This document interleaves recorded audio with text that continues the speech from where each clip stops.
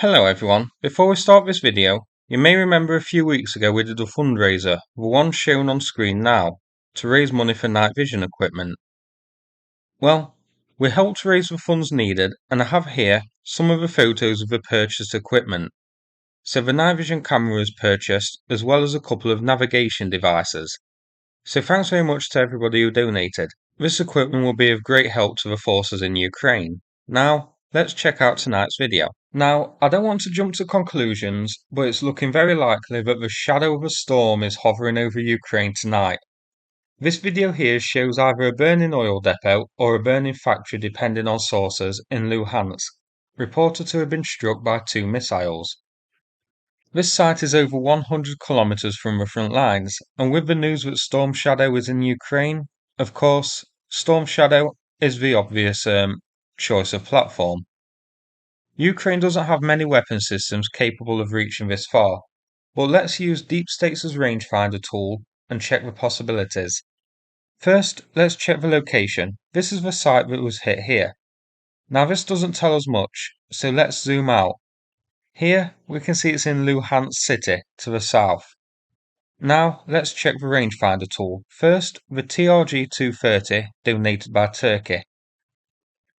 Deep State shows its range at 70 kilometers. Turkey says, however, it has a range of 150 kilometers plus, but that may depend on the ammo used.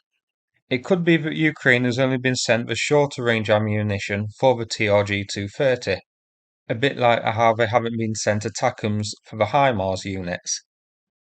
The shorter range one is what's shown on Deep States, so I'm going to rule this out.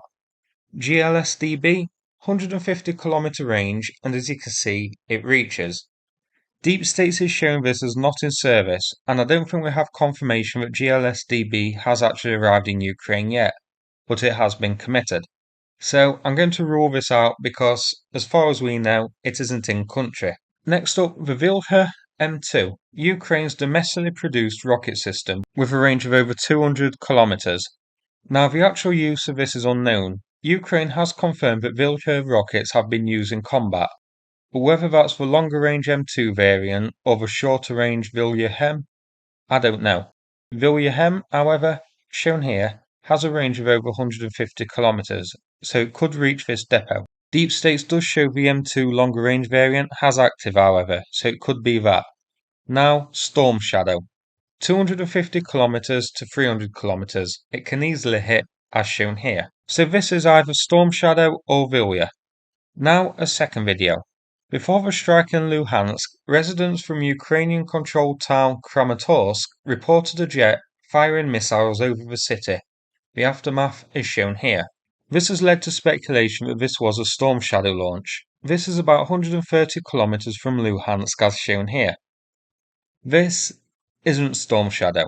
Here's a video of Storm Shadow in flight. No white trail behind it. So whatever flew over Kramatorsk, I don't think is Storm Shadow.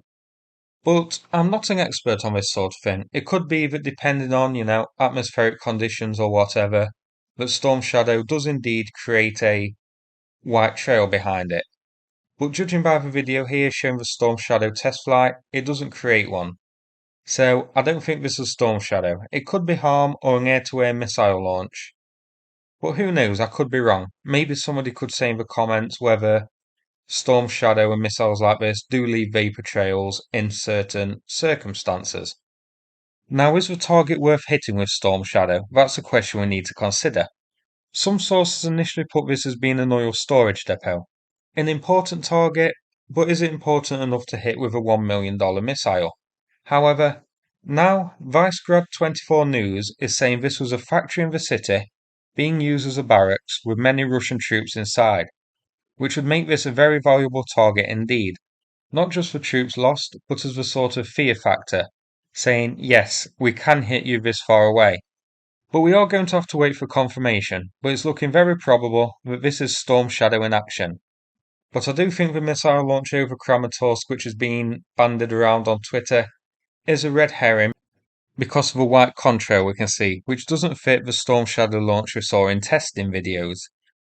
But who knows? So let me know what you think in the comments. If you found this video interesting, click like and subscribe. I'd appreciate it. Thanks again, and take care, everybody.